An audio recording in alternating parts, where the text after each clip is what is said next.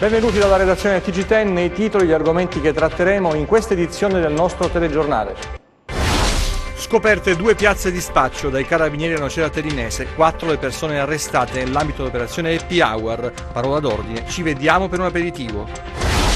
Minacciato dalle fiamme il parco archeologico di Cofino a Vibo Valentia, l'incendio è arrivato a pochi metri dal tempio di età greca che rappresenta uno dei simboli della città. Il giorno del dolore a Civita, presenti le istituzioni locali e regionali, il comitato dei familiari delle vittime chiede giustizia, intanto le gole restano chiuse. Ignoti hanno coperto le radici degli alberi in piazza Santa Teresa a Cosenza con del cemento. Gesto inspiegabile, l'intervento del nucleo decoro urbano dopo la segnalazione dei cittadini. Sparla con me, lo spettacolo di Dario Vergassola in scena al Festival di Altomonte conquista il pubblico.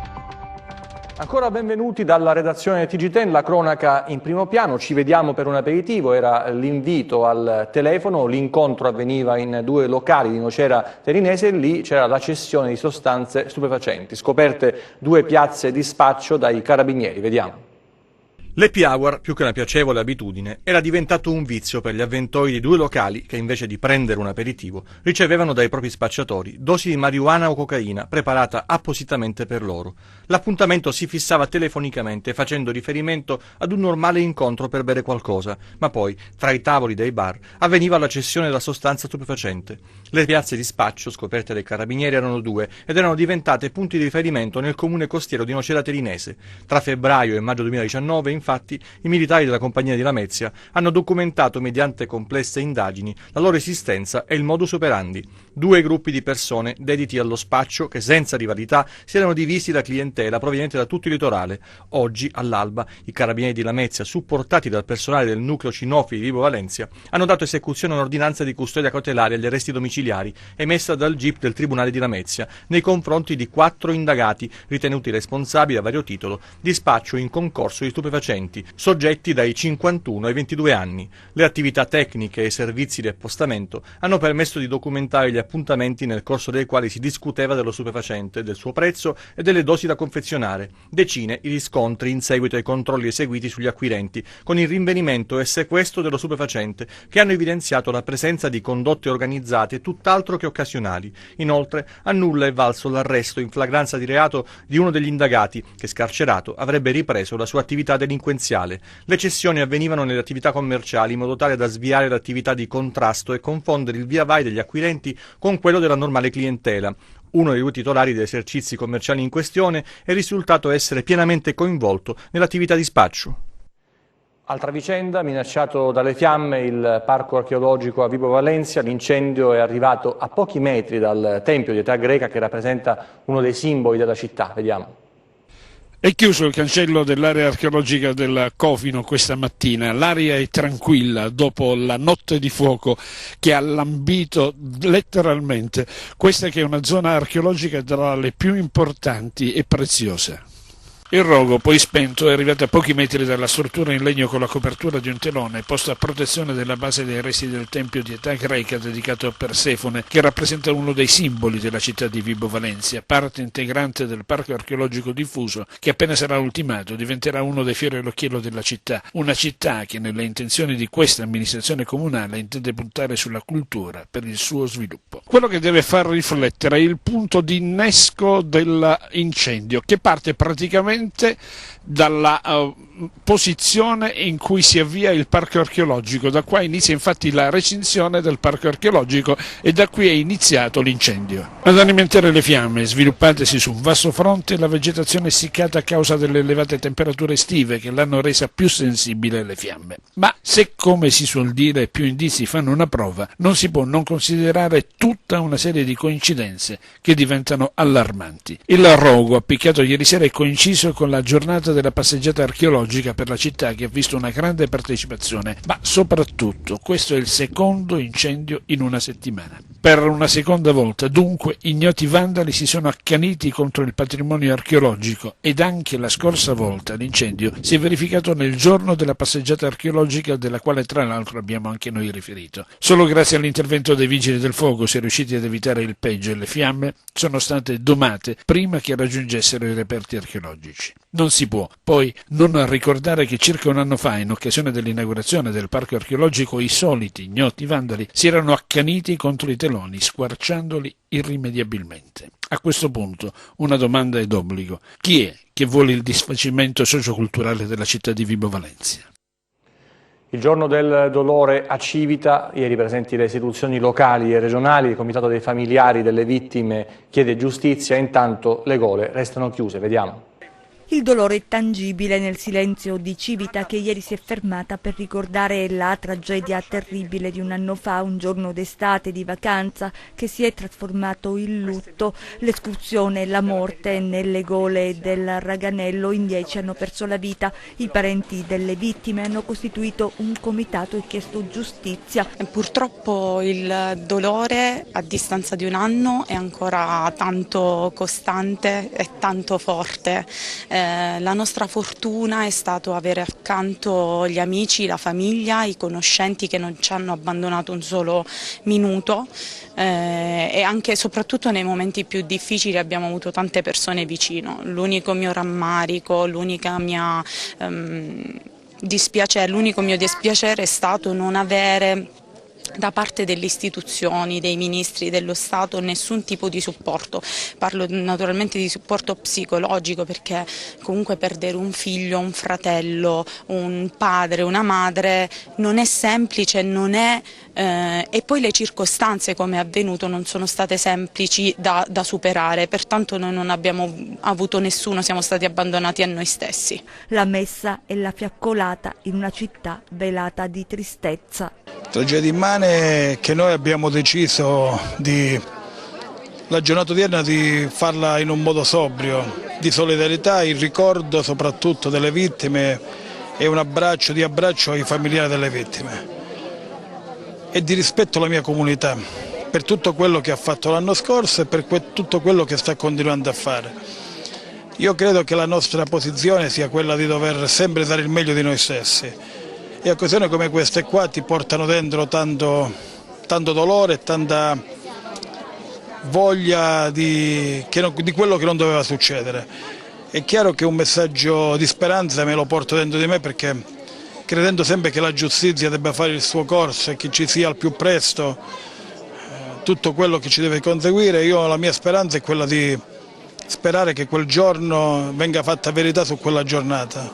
Questo è la mia unica speranza, che in questo anno mi continua a trivellare la mente e di cui ancora non riesco a darmi una risposta. Accanto ai familiari e ai cittadini di Civita, nel giorno della solidarietà, i sindaci del territorio e le istituzioni regionali, il presidente Mario Oliverio e l'assessore Maria Francesca Corigliano.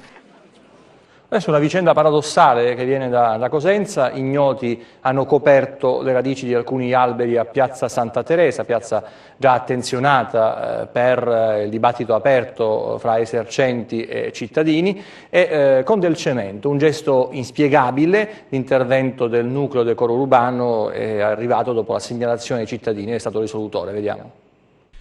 Che senso ha cementare il terreno intorno a un albero? Ce lo stiamo chiedendo da ore, da quando abbiamo ricevuto le foto scattate in piazza Santa Teresa a Cosenza dai cittadini che hanno denunciato questo gesto inspiegabile quanto dannoso per le piante. La segnalazione ha attivato anche l'intervento della centrale operativa del nucleo decoro urbano della Polizia Municipale di Cosenza, che ha dislocato una pattuglia operativa per le verifiche del caso. Il responsabile del nucleo e gli agenti si sono trovati davanti a ciò che i cittadini avevano segnalato, ossia la colata di cemento che copriva totalmente il riquadro di terra attorno alla base degli alberi, impedendo alle radici di ricevere acqua. Le piante erano destinate a morire, soffocate dal cemento. Neanche gli uomini della Polizia Municipale sono riusciti a comprendere il senso di questa operazione, bollandola come un atto di inciviltà, vandalismo e ignoranza. Questi i termini usati, segni inequivocabili di mancanza di rispetto per l'ambiente e per il verde pubblico. Insomma, tutti d'accordo sulla gravità del gesto. Ecco perché il comandante della Polizia Municipale ha autorizzato l'immediata rimozione del materiale al fine di liberare le piante e scongiurarne la morte. Sono in corso indagini per risalire all'identità dei responsabili. Sulla piazza sono state installate delle telecamere per garantire la sicurezza e l'ordine pubblico, e anche in questo caso potrebbero essere utili per dare un volto e un nome ai soggetti che hanno messo in atto questo scempio. 23.000 firme in poche ore a sostegno del Comitato 11 giugno che ha rivolto un appello al Presidente della Repubblica affinché l'ex sindaco di Riace, Mimmo Lucano, possa riabbracciare il padre gravemente malato. Mimmo Lucano torni ad abbracciare Papa Roberto, gravemente malato. 23.000 firme in 24 ore sono state apposte alla petizione del Comitato 11 giugno. L'appello al Presidente della Repubblica Sergio Mattarella per chiedere il ritorno dell'ex sindaco a Riace, dove risiede l'anziano genitore che vorrebbe vederlo, salutarlo per l'ultima volta. La petizione è diventata virale online grazie anche agli interventi degli scrittori Roberto Saviano e Michela Murgia. Mimmo Lucano manca da Riace dal 24 maggio scorso. Nel paese in cui è stato sindaco per 9 anni vive il padre, 93enne, malato di leucemia e colpito da infarto. Al Capo dello Stato, promotori e sostenitori dell'iniziativa chiedono un gesto di umanità. Come è noto, Mimmo Lucano è tenuto a rispettare il divieto di dimora impostogli dal Tribunale del Riesame di Reggio Calabria, provvedimento in alternativa agli arresti domiciliari disposti dalla Procura di Locri nell'ambito dell'inchiesta su presunte irregolarità nell'attività di accoglienza dei migranti. Riace è il destino capovolto dagli onori alla polvere, una vicenda controversa in cui si inserisce il desiderio di un padre di vedere per l'ultima volta il figlio. Le altre notizie di cronaca nei nostri 100 secondi, vediamo.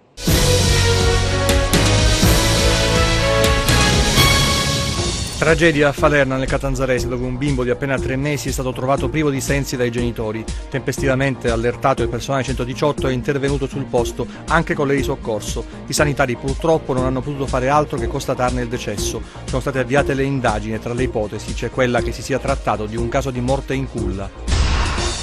I carabinieri del gruppo di Locri hanno eseguito un decreto di sequestro della somma di 55.000 euro ritenuta frutto di proventi illeciti nei confronti di Domenico Agresta, bracciante agricolo di Platì, indicato come appartenente alla cosca di 'ndrangheta Barbaro Castano. La misura patrimoniale è frutto degli approfondimenti investigativi volti a delineare la pericolosità di Agresta, che ha un passato da latitante e precedenti per traffico internazionale di sostanze stupefacenti, tentata rapina, detenzione e porto abusivo di armi da fuoco. Agresta è stato fra l'altro condannato per il sequestro di persone a scopo di estorsione nei confronti di Pietro Castagno, re della gastronomia torinese, rapito a Torino nell'84 e tenuto nascosto in Aspromonte per 11 mesi. Sorpreso ad appiccare in più punti il fuoco delle sterpaglie, si è difeso dicendo di averlo fatto per difendersi dal freddo della notte. Un uomo di 31 anni, ghanese, è stato denunciato dalla questura di Crotone con l'accusa di incendio doloso. È accaduto a Isola Caporizzuto, lungo la statale 106 Ionica. L'uomo, che è stato bloccato in immediatezza da alcuni cittadini e da un equipaggio della polizia in servizio al CARA di Sant'Anna, ha motivato il gesto con il fatto che, dovendosi presentare davanti alla commissione territoriale per il riconoscimento dello status di rifugiato, aveva cercato una sistemazione di fortuna per la notte tra le sterpaglie, oltre il margine stradale. I vigili del fuoco del comando provinciale di Cosenza sono intervenuti sulla corsia nord dell'autostrada 2 tra gli svincoli di Altomonte e Firmo, dove un'autovettura per causa in corso di accertamento si è ribaltata. I vigili del fuoco, giunti rapidamente sul posto dal vicino distaccamento di Castrovillari, hanno messo in sicurezza gli occupanti del veicolo coinvolto. Alcuni occupanti del veicolo sono stati affidati alle cure del 118. Lo spettacolo adesso al castello di Serraggiumenta. Dario Vergassola con il suo umorismo ha divertito e entusiasmato gli spettatori del Festival Euromediterraneo di Altomonte. Io faccio una specie di cabaret che si chiama cabaret di analisi transazionale, che non so neanche cosa vuol dire, ma ho scoperto questo, ho scoperto che invece che andare da un analista a raccontare i fatti miei e pagare, vado in giro, racconto i fatti miei e mi pagano a me. Quindi io ringrazio tutti i depressi, tutta la Calabria, ringraziamo il posto meraviglioso. Ancora cabaret al Festival Euromediterraneo di Altomonte. Il suggestivo castello di Serraggiumenta ha ospitato lo spettacolo di Dario Vergassola, Sparla con me. È un po' un racconto di quelli che fanno la famosa stand up, adesso si chiama prima si chiamava cabaret, poi si chiama stand up, sembra che sia meglio quando lo chiami stand up, è come quando fai le foto all'autoscatto, una volta si chiamava autoscatto, adesso si chiama selfie, si chiama autoscatto, sei vecchio, racconti, dici delle cose di quando eri giovinastro, di tuoi tentativi di rapporti amorosi che vanno sempre a cattivo fine, qualche canzoncina dentro, senti l'odore del grano, del glicine, cammini per strada, pesti una merda, ridi di sempre, quando sei innamorato ridi, il vigile ti fa la multa, ti dice scusucci, vigilucci, questo ti guarda, ti fa portare via anche la macchina, però sei completamente rimbambito e su questa situazione qua c'è questa cosa di innamoramento su tutte le fasi, il corteggiamento, intanto ti parli, io mi ricordo questa ragazza ci parlava, lei mi ha raccontato la sua prima volta, io ero molto imbarazzato, poi gli ho raccontato la mia, lei si è messa a ridere perché gli ho raccontato che la prima volta è stata una ragazza, questa ragazza è rimasta incinta, questa ragazza incinta è sbagliata dal padre, il padre inizia era contrario all'aborto, prima visto è diventato favorevole, però queste cose straordinarie che ci sono, gli ho raccontato che la prima volta che mi sono spogliato nudo davanti a una, lei mi ha guardato, metto così una caccia al tesoro, quindi sono cose che lasciano un po' il segno. Il Festival Euromediterraneo di Altomonte quest'anno è dedicato alla generazione culturale ed omaggia lo scrittore Andrea Camilleri. È un festival per tutti i gusti, è un festival che sicuramente sta riscuotendo tanto successo, stiamo facendo sold out ogni spettacolo, anche quelli più impegnati che ci aspettavamo come gente invece hanno ricevuto un grande apprezzamento e questo soprattutto ci dà una grande speranza per il fatto di poter osare ancora di più. Facciamo conoscere tutto ciò che abbiamo sul territorio del Comune di Altomonte, ove possibile anticipiamo anche i rapporti che il Festival nei prossimi anni vorrà svolgere col territorio. Castello di Serra Giumenta è una location prestigiosa, è un luogo storico di importanza straordinaria e ci è sembrato un luogo giusto dove fare questo spettacolo con Dario Vergassola. Non me la danno mai, non so se si capisce il messaggio. Gli spettacoli del Festival Euromediterraneo proseguiranno domani con Tre uomini e una seggia e poi il gran finale con l'unica tappa calabrese del concerto dei Tiro Mancino venerdì 23 agosto. Adesso andiamo a Rocca Imperiale con la musica di Renzo Arbore e l'Orchestra Italiana.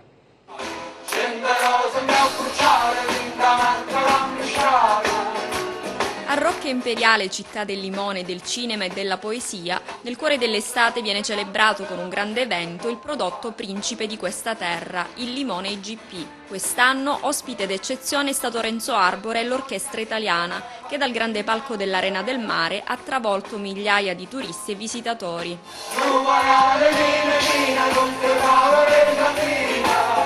Questa sera, come ricorrenza della nostra comunità, ovviamente portiamo nel suo splendore più assoluto e in una cornice altrettanto importante, che è quella di una grande iniziativa con un grande artista, il nostro limone, il limone IGP di Rocca Imperiale, che ormai è un limone conosciuto non solo su scala locale ma soprattutto su scala nazionale ed europea. Ovviamente è un prodotto che va difeso, ma soprattutto è un prodotto che va sostenuto nella sua eccellenza, grazie al grande lavoro che viene fatto dai nostri produttori.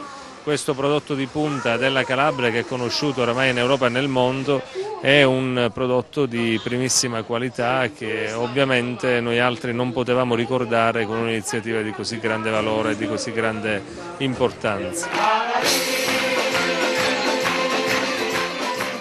Per quasi 2 ore Renzo Arbore e la sua orchestra hanno ammaliato una folla immensa con un concerto che è riuscito a coniugare le diverse anime della musica partenopea. Abbiamo scelto anche quest'anno uno dei più grandi artisti della musica italiana. Il Lemon Fest ormai è diventato l'evento di spicco del cartellone Restate a Rocca Imperiale. È intitolato al nostro prodotto principe, al nostro prodotto che fa smuovere l'economia insieme al turismo, soprattutto negli ultimi anni, che è il limone. Il Lemon Fest viene fatto in questo periodo per farlo conoscere anche ai nostri tanti turisti, ma non solo. Tante persone dei paesi limitrofi vengono, questo evento è da richiamo.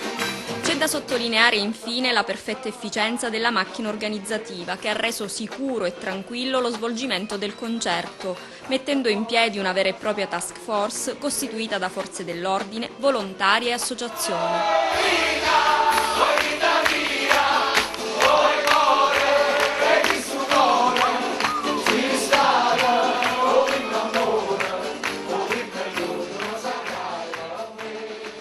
Ogni località si ingegna per portare allegria, per promuovere i propri prodotti. Andiamo per esempio a parlare del prossimo evento a Figline Vagliaturo il 26 agosto al via La Kermesse, Scenari di Luna. Alba Carbone, delegata alla cultura del comune di Figline Vegliaturo. C'è questo nuovo progetto, si chiama Scenari di Luna, è il primo festival delle arti in programma dal 26 agosto al 18 settembre nell'anfiteatro comunale. Quali sono gli appuntamenti importanti in calendario? Allora, gli appuntamenti importanti in calendario, il prossimo è il 26 di questo mese, poi si concluderà il festival il 18 di settembre con la presenza prestigiosa di Salvatore Estriano. Nel frattempo c'è altre manifestazioni di altrettanto spessore e valore culturale. È partito questa rassegna, è stata ripresa dopo tanti anni, voluta fortemente da me, dall'amministrazione comunale, da tutti i componenti dell'amministrazione comunale che hanno creato una cooperazione sinergica e coesa, soprattutto l'assessore alle politiche sociali, D'Alessandro, ma il motore, la linfa vitale di questa rassegna, colei che ha dato veramente lo slancio e ha realizzato questo magnifico cartellone, è la direttrice artistica Vera Segrete. L'idea, l'obiettivo è quello di rivitalizzare il borgo? Sì, rivitalizzare i borghi, ci sono dei borghi bellissimi, però vivono una situazione desolante, bisogna recuperare le tradizioni, bisogna animarli, bisogna recuperare una tradizione atavica dell'artigianato e si sta pensando anche all'istituzione di un museo dell'artigianato e dei mestieri, ma il mio obiettivo è quello soprattutto di rendere parti attive di tutte queste attività la bellissima gioventù di Figline, che ne ha tutte le capacità e la voglia di fare. Intanto si parte con la musica dei Cum Dedè, con il teatro? Sì, si parte con il teatro e si conclude il 18 di settembre, poi inizia la stagione autunnale. E adesso le previsioni del tempo per le prossime ore con Meteo in Calabria.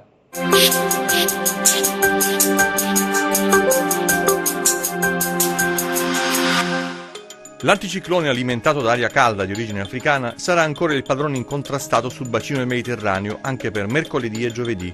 Solo dalla serata di giovedì stesso, dal flusso delle perturbazioni atlantiche, si isolerà una debole goccia di aria fredda che poi transiterà sull'Italia nei giorni successivi, apportando fenomeni instabili pomeridiani sulle zone montuose calabresi, in particolare a partire da sabato, in un contesto di temperature che comunque saranno sempre calde ma senza eccessi.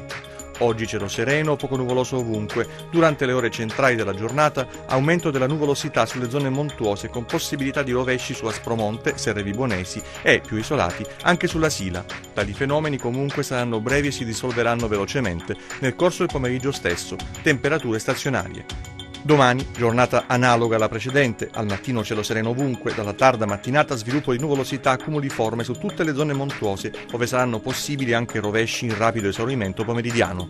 Temperature stazionarie o in lieve aumento, sempre su valori leggermente al di sopra delle medie del periodo. Oggi mari ovunque quasi calmi o poco mossi, ventilazione debole mediamente dal nord-ovest sul Tirreno, sempre debole ma di direzione variabile sullo Ionio. Domani mari ovunque quasi calmi o poco mossi, venti ancora deboli mediamente dal nord-ovest sul Tirreno, sullo Ionio invece ventilazione debole di direzione variabile, inizialmente da nord per poi ruotare al mattino provenendo da est, mentre in serata si attiveranno brezze di terra. Per ulteriori approfondimenti vi rimando al sito www.meteoincalabria.com e alla nostra pagina Facebook Meteo in Calabria. TGK finisce qui, ci vediamo nelle prossime edizioni, grazie per averci seguito, arrivederci.